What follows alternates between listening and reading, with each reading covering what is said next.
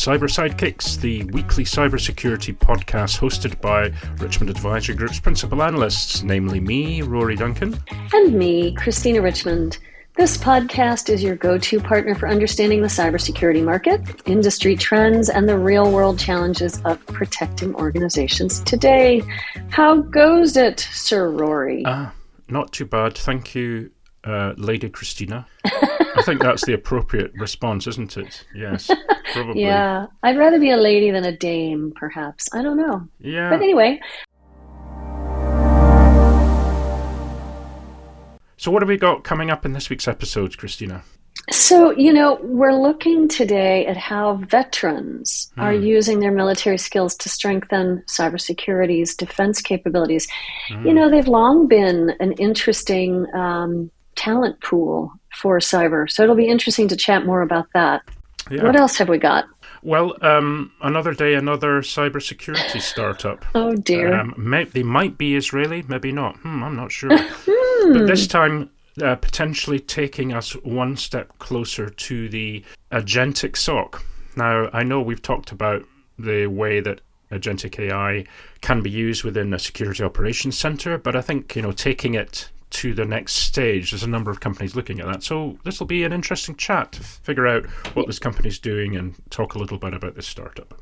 Yeah, I think that will be interesting. I think looking at the future of the autonomous security capabilities is going to be something that we'll talk about a lot in 2026. So yeah.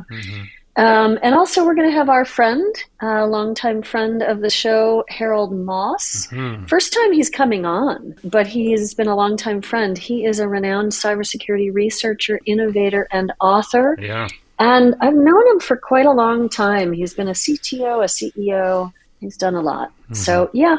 And then just to remind folk, please sign up for our free monthly newsletter. So Signal, not Noise.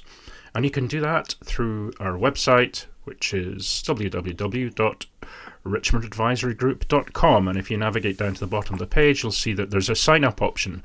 It's free and, well, we think it's informative and interesting. So please go ahead and do that. Yeah, that'd be great. Let's cover some news now, Christina. And this is an interesting story, and I know you know more about this than I do. And it was about military veterans and their skills that they can bring to cybersecurity.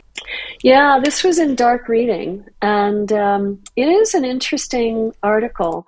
It's not new, if you will, because, when I first took over the Worldwide Security Services research back in 2013 for IDC, one of my first briefings was with SecureWorks, and the gentleman who was there at that time, who was briefing me, was fresh out of the military and just starting his cybersecurity career with SecureWorks. And I've come to see over the last 12 years that a lot of military folks are mission driven. They like the mission. They want to protect. But they also like the detail. They also like the forensic in some cases, depending on what their personal skill sets are. They like the forensic analysis. They like the detail. Right. So it's the discipline, attention to detail, leadership capabilities that they develop through the military service that can translate quite easily into cyber defense. But I also think a lot of military folks, are used to that kind of cortisol, fight or flight environment. And it's hard to give that up. And when you go into some of the high stakes cyber defense areas like incident response, they get to continue that endorphin dopamine rush. I'm not saying that's a good thing, but it does make them well suited because they've trained for it. So we have seen a lot of military folks come into cybersecurity, and I think it's great that Dark Reading has called attention to it. They actually interviewed, this was Christina Beek in Dark Reading. She interviewed the CISO for Black Duck, the associate director for Phoenix 24, and the director of cyber enablement at Deepwatch. And so I think, it's been interesting to read this article. It's not new, but I think it's good to put a pin in it and look at it again. Yeah. We've touched on certain aspects of this a number of times in the last, 5, 6, 7 episodes where cybersecurity is becoming recognized as sitting much more naturally in the area of protection of critical infrastructure and national security, as opposed to sitting in the kind of in amongst IT, where traditionally technology has been. When it sits in that area, it brings in a whole different set of requirements. Confidentiality, very, very strict discipline when it comes to sharing of information, all of those things that veterans have as a matter of course, every day in their working lives. So there are some kind of accepted ways of working that veterans will be quite comfortable with, where civilians perhaps might not. There's a kind of a step change in that kind of thing. Mm-hmm. Yeah, and what's interesting to me here is that they make the transition to civilian work, corporate, private sector work, actually quite well. Yeah. Because they can carry this kernel of that critical infrastructure, national security kind of mission, they carry it well into protecting their customers for private corporations. I see we also have an interesting startup question mark, right? Wiz and Microsoft alumni launching something called Mate, M-A-T-E, with a $15.5 million seed to build AI native security operations. Tell us about that. Yeah, well, another startup, another Israeli cybersecurity vendor startup. I mean, this is a kind of a still very much a hotbed where many of these companies are emerging from, and certainly going to the trade shows we've been to recently, and then at RSA, there's whole sections where, everybody was from that part of the world because of the universities, because of the education, because of the tech sector investments and the connection between the Israeli tech startup sector and US funders. But here we are. Here's another one. And I thought this was interesting because it's in that area of how agentic AI is being used in the Security Operations Center of the future. That's what was interesting me. Yeah, so this company called Mate, cybersecurity startup, they emerged from stealth. I love that phrase, emerging from stealth. It's like my cats. They do when it's dinner time. So they emerged from stealth just this last week. As you mentioned, $15.5 million in seed funding, led by Team 8 and Insight Partners. So what do they do? So they apply advanced reasoning models and autonomous agents to the work of the Security Operations Center. And they have this platform, they say, that embeds directly into existing security tools, from SIEMs and EDRs to email security systems. And these autonomous agents begin to absorb organizational knowledge in real time. So you kind of say, there you go, here are the existing constructs, here are the security tools that are there, go learn. And then they use this combination of LLMs, reasoning models, and the agents to investigate alerts. They connect evidential alert data, they're resolving simpler incidents autonomously, that kind of stuff. That, at the best of times, AI agents are kind of designed to do. But of course, and I know we're going to hop in on this point again, it's about, when it gets more complex, right? Cases are escalated and with enriched content, giving the human analysts a clearer and more complete picture, right? So this is important. Back to the human in the mix. Well, and a lot of folks are starting to create this, right? The agentic SOC, the autonomous SOC. Everyone is still saying, but we have the human in the loop. The human is here to be providing insight, clarity, nuance, making sure that the models are working appropriately. But we are seeing the word autonomous more and more frequently. And I think we should have a discussion with Harold Moss, our upcoming guest here, because I think he'll have a perspective on agentic AI and autonomy and how it's being built, and AI more broadly. So it'll be interesting to see where our conversation goes with him later in the episode. But I think, we're using the word autonomous more and more. And yes, we keep saying, but the humans are involved, but we're also building to make this autonomous. And what could go wrong? Indeed, I can predict exactly what Harold is going to say through my special powers of deduction and prediction. But let's see Let's see. Yeah, He's not been on let's yet, see. folks, so let's see what he says. Yeah. So Mate was founded this year. Deep roots in the founders. They have cyber operations, and large scale product development. They came out of Wiz and Microsoft.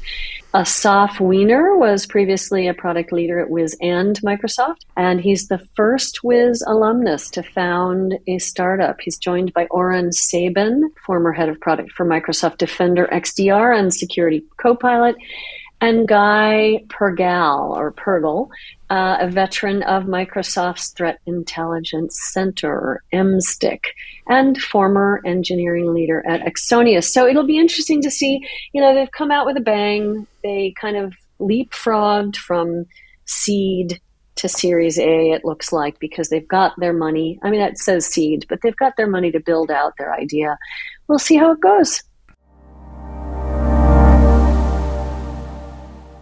So this week's special guest is Harold Moss, renowned cybersecurity researcher, innovator, author, and friend of the show. Hello again, Harold. How are you doing? I'm doing great. Thank you for having me, Rory, and I appreciate it. Yeah, you're very welcome. You're very welcome. So what's going on with you, Harold? What's on the top of your mind? And I think the question that we usually ask folk at the beginning is, what keeps you up at night at the moment? Honestly, I think AI is probably the thing that's keeping me up, but not in the context most people think about it. Really? I think that one, it's moving faster than people realize. And two, I think we're trying to apply old paradigms to a new technology, and we're not looking at the technology in the right context. I think we should be looking at it as an individual, not an internal entity. So almost like insider threat versus an external nation state attack type thing. All right, wait. No, you need to say more about that. I loved the first thing that you said about, it's going faster. I agree with you. Absolutely. I mean, it's 5 years is now 18 months. 5 years is now a year. I don't know. It's going really fast. But then this insider threat, or this individual AI, talk about that. You were saying we're using it more in constructs that are like old world constructs. What do you mean? So I think, what I really mean is, we're looking at it as if it's an external entity attacking your website. We're not looking at it in the context that it's no different than an employee. So if I have an agent running inside, it has all the entitlements of an employee, but we look at it as technology. We don't monitor it the same way. We don't apply the same controls. We don't think about it as a being. And AI fundamentally is becoming a being. It's getting smarter. And if we look at, the next generation of AI, it'll be truly autonomous and much more threatening and concerning. The incident with Claude is a great example, right? Their agent, they discovered how AI agents could be a negative influence. And in the same article, they talked about how they solve it because they're an AI solution. Which was They're on both sides. They're on both sides. Well, I think they were trying to diffuse, and it was market spin, but I think AI agents are phenomenal. So my honest opinion is I think they could be huge. I think we're in yet another evolution. We went through the industrial evolution. Now we're into the AI, or the smart, intelligent automation evolution. It's not going to go anywhere. It's going to be here. I think the question is, how do we use it? I firmly believe that AI agents should have identities. We should treat them like people. I think that the tools that we used to protect our websites, like bot management, should be inside networks. AI still manifests as a bot. So understanding what it's touching and why is actually pretty important. And, I don't know how many times you use a chatbot, but if you notice at the bottom, it always says, hey, it makes mistakes. It could be really wrong. That warrants that we have more visibility into it. And I think, particularly the US is not taking necessarily the right approach to it. We're so desperate to take a leadership role. We're not thinking about the possible risks that come with it. Like Singapore just rolled out their banking rules, and, they weren't put in place to impede the use of AI. In fact, I think they accelerate it. At the same time, the current U.S. administration said they want less regulation. Oddly enough, one of the only countries that's going that way. It's not well thought out, and I think it's largely because it's driven by people who have never actually built an AI solution or worked in AI. I was looking at the congressional panel, and like, name a person on that panel who's a cybersecurity operator, but they're defining the risk for AI chatbots. It's insanity. It's like having a podiatrist do brain surgery on your kid. You wouldn't do it. So I don't understand why we've decided that's our strategy. but that's the strategy we've taken as a country. So that kind of puts it all into perspective, doesn't it? A podiatrist doing brain surgery. I mean, right there, that's like, whew, scary. You've said so much here, and I so appreciate what you've specifically talked about with identity. Rory, you and I have had some chats with some of our podcast guests, like I'm thinking of Rosario, and others, Julie. Julie from GitLabs, Rosario from Sphere Co. There were so many talking about these kind of synthetic identities that are being created. And Rock, I think, Harold, you know Rock Lambros, right? Yep. Yeah. So he's talking about this as well. So I'm 100% in agreement. It's like, this is an identity that can do stuff on your behalf. If you're not setting up the policies and guardrails appropriately, if there's not regulatory control, which apparently we don't have in the US right now, then it becomes this very interesting, dangerous, fast-moving identity that can do a lot.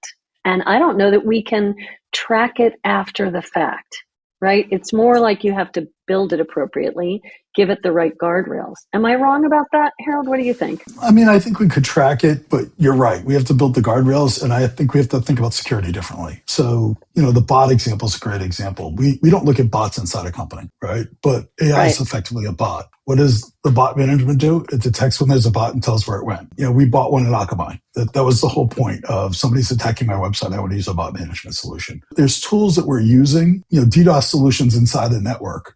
People don't think about those things. How do we start to apply things for the threat versus trying to bandage a solution by using what we know? I don't think many organizations have thought about the true cost of what this is going to be, and they're not really doing a risk assessment on it. Right. And I think that's going to be really interesting. And I think it's getting much more complicated we have individual states creating their own AI policies. How does that translate or track across borders and lines, interstate lines, let alone national policies? If you remember GDPR, and when people started to implement that, that was a big shock for a lot of US companies, right? It changed how we did business. Now think about each state, 50 states having their own set of policies that you're going to have to adhere to. That's going to slow down not only the innovation, but the application of AI security, which I think actually could be huge. We're facing a shortage. Yeah. So not wanting to kind of add fuel to the fire or overcomplicate it, but some of the things that we talked with a couple of our guests relatively recently were their concerns about agentic AI. In other words, where you have, let's say, AI agents tasked with creating other agents or identities and how they could be managed. In other words, you've got a created identity as an agent or a bot that creates other identities. How can that be managed, and what are the implications? And in many ways, it could mean highly efficient creation and management of other services in the forms of identities within an ecosystem or infrastructure. On the other hand, it could go horrendously out of control. What do you think, Harold? Well, I mean, I think every new technology can go horrendously out of control. I think I could see the value of password resets, for example, right? Yeah, think about the inherent cost of a password reset. It's what, $1.75 every time you reset a password? Having an agent do that is actually kind of brilliant, to be brutally honest. I could see massive amounts of value. It's the intelligence and the risk analysis of how you do these things and how you think about how you're going to secure them. The worry I have is a lot of the people creating the rules have never written anything in AI. They've never written an AI agent. They've never used an LLM directly. They've never written their own chatbot, for example. So they don't actually understand what it can and can't do. So there's a lot of speculation on how they're going to secure something. And, I've been doing AI for, unfortunately, a really long time on and off in my career. I look at some AI things and they're total crap. And then I'll look at other things. I'm like, oh, this guy really understands it. I think the security community as a whole has to truly understand it beyond the buzzword. And I don't believe that's the case, to be perfectly honest. I think there's a lot of people who are experts who've never built something. They've never been an operator, yet they're out telling everybody how to secure things. And I think that is going to be a disaster because it just takes one person with a big voice who's never done something. It replicates, and the next thing you know, you have vulnerabilities everywhere. Do you think, Harold, it's the case I don't want to overgeneralize, but it might be the case, and it is often how it works, is that those who really know the technology, how it works and what it can do, and will develop the technology as far as they can take it, are not necessarily the ones who are most concerned with potentially what could go wrong or how to protect other parts of the technology sector from it, or how it could work more appropriately. In other words, often those who are potentially regulating it are not the ones who can see how far it can be taken. Are those sort of separate roles? Do we need more of that kind of built into the most innovative ways that AI can be developed? So I think it has to be built in anyway, but because I don't believe in bolt-on security. But that said, I think there are different roles, right? Developers typically don't think about how somebody's going to use a wrench, right? If I'm a guy building a wrench, I really don't think about if somebody's going to use it to unscrew a bolt or slam somebody in the head with it. That's not what you think about. That's typically the venue of somebody else. The problem is the person who's responsible for that needs to understand the scope of the object to actually come up with a viable strategy. And that's where I think the lacking is. And part of that's an age thing. So you're seeing a lot of people with the talent aging out and disappearing, and we're not harvesting that knowledge. I got in the pissing contests with a congressman once about this, because I was like, how are you going to capture lost information? And they're like, well, we don't need to because it's new stuff. And I'm like, well, that's exactly why you need to capture the knowledge, right? Everything's, it's very circuitous, right? All the attacks we see on AI, we saw in different venues. Maybe it was outside the firewall, but it's still the same thing. Yeah. And that the loss of that knowledge means that we're restarting again. We're behind the 8 ball and we're playing catch up. Mm-hmm. And back to Christina's opening statement, it's moving faster than it's ever moved before. We see a new AI technology every 2 weeks. Mm-hmm. I'm playing one today, right? I mean, Google just came out with some new stuff today, and I was playing with it before I got on this call. They can't keep up, right? We literally can't keep up with the rate that people are innovating because there's this fear that we're not going to be the leader or something. I don't know. But at the end of the day, we have to figure out how we're going to teach people how it really works versus the superficial view of, oh, I can tap something into a prompt and I'm going to just blindly trust it. You brought up an interesting point there about the generational side of it, the fact that those in tech for many years, and I'm adding myself in here with my grey beard, are grey beards and will be, moving on at some point in the future when we drop dead at our keyboards or whatever. There are other ways to retire.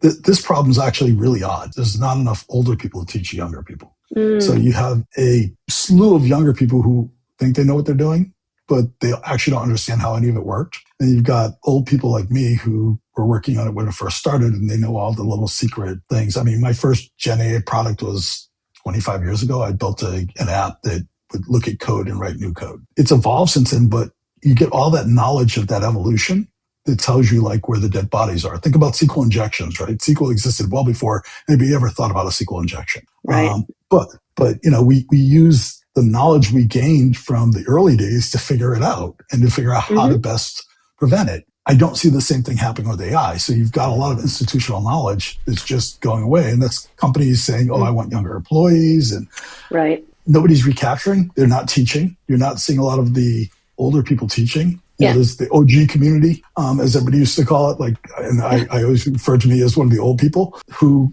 have seen a whole bunch of weird stuff.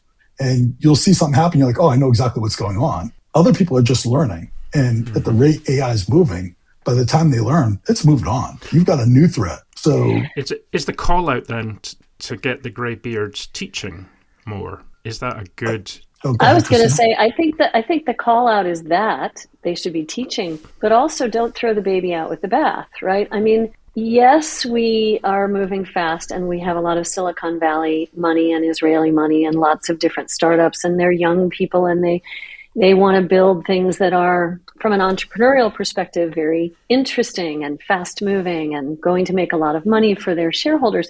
But I think, the call out for me, I love that you've brought this up, is that we need the institutional knowledge that the graybeards, the OGs, bring to help the youngins, be able to create things in a safer manner, in a way that is understanding of the technology that they're using, that they don't have that understanding. I think that's what you're saying, Harold. Yeah, it is. And, it becomes much more serious because of the speed of adoption of technology, right? Mm-hmm. So, if it took 75 years for radio to get picked up and this took less than a year, what does that say?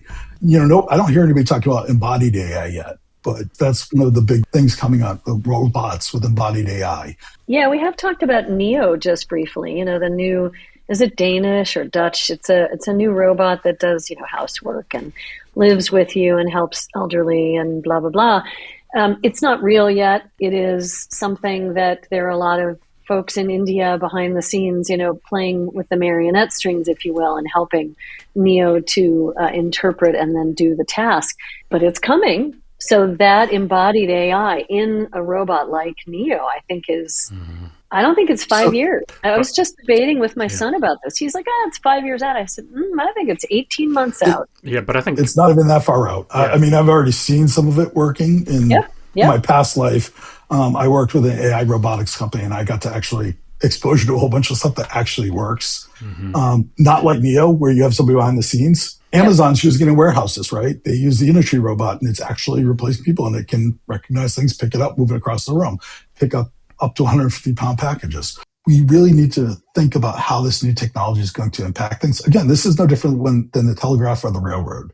It changed things fundamentally in the U.S., and people adapted. And I think they're going to have to adapt to this. And the question is, what's that job market going to look like? I think we will have a very fundamentally different world in even just a couple of years. You talk about the OGs, Harold, and I certainly count myself as an OG. I feel like we're being disintermediated in some ways, but I also think we're still highly relevant and important for that institutional memory that we were talking about. Well, and it'll be interesting how we have to adapt in order to work with the fast pace of AI and all of the startups that are coming on so quickly, to be able to help them as well as to remain relevant for ourselves. Yeah, it is beholden on us as the greybeards to maintain that kind of forward-looking, keeping up with what's going on. Well, I'm an emerging tech guy, so I tend to be pretty wide, unfortunately. But I also, I always believe I've been a firm believer in always learning. So I'm always trying to learn new technologies. It just makes me happy. So I have a different motivation probably, which is maybe I need counseling and mental health, but it probably does. But, if I take that out of the equation, I spend a lot of time just learning and interested in what the newest stuff is just because I find it intriguing, right? This is the equivalent of me wanting the latest iPhone. I want to see the latest technology. I want to see where it went. And I can quickly say, yeah, I find this interesting, or, this is just stupid. It's going to be replaced with something really cool. And I'll just wait for the next thing. So you get good at parsing out what you care about and what you don't care and the maturity level. And I think that's, in a fast-paced world, that's what the new kids are going to have to do. I feel bad for kids today. I won't lie to you. I think this is a no-win situation. They don't have anybody to fall back on to ask for help. Things are moving really fast. And the expectation by corporate leaders is that they have to do this stuff or they'll find somebody who will. I don't think we've made it easier, but I also think we're doing it to our own detriment. I can look at, I hate to use China as an example, but China's actually gotten very good at dealing with this. I haven't seen the school system, the education system here do that as well. No. We're not starting kids young enough to build the skills to do it. I've been, if you think about how we taught math when I was a kid versus I teach, now there's only one way to do everything. Yeah. Before we inspired creativity. So, going back to your point, Rory, about, we're trying to teach innovation. It starts at a young age. Yep. It starts with wanting to learn and play with cool technology. Yeah, exactly. I do fondly remember the abacus. I could understand that. Oh, the abacus, right? Yeah, and then the slide rule, man. I remember the wheel. The wheel was really cool. I remember right. Fire. Do you remember Fire? That was a big moment. That was a good one. Yeah. Listen, I think on that note, please stay on after we finish up here, Harold, for just a second. But I thank you so much for coming on. This was a great chat. I love chatting with you about all things new and OG and again, this was fascinating. Thank you so much. Yeah, great. Thanks from me as well, Harold. That was awesome. We went from good practical, solid discussion through philosophical debate and back again. So that was awesome. Thank you for that. No, thank you. I really appreciate you having me. And this was a lot of fun. So thank you. Great. Yeah, you're very welcome. Thanks. Bye-bye. Thanks. Bye-bye. Bye-bye. Yeah, that was a great chat with Harold. It's always a laugh. Even though we got quite serious and philosophical at points, it's great to have him on. It's so good to laugh when you're being also quite deadly serious, right? It's good to be able to have the levity. So I'm really grateful he came on. Who do we have on next week's show, Christina? Yeah, so next week we have Alex Berger, who's the head of marketing at Ontinu. Okay. I'm looking forward to that chat because Ontinu is, autonomous SOC. Here we are again, talking about the SOC and how it's becoming more agentic. So I think that'll be an interesting conversation with Alex. Let's wrap the show up then, Christina. Thanks again for listening, and we had a great time, as usual, and always fun to chat with folk and to hear what's on the top of their mind. Indeed, yeah, it was really a great episode for us. We hope you enjoy it, and meanwhile, get in touch, give us your feedback. You can find me at Christina@richmondadvisorygroup.com. And you can find me, Rory, at richmondadvisorygroup.com. And with that, we'd like to thank everybody for tuning in and listening, and hope you can join us again next week. Bye-bye. Bye-bye.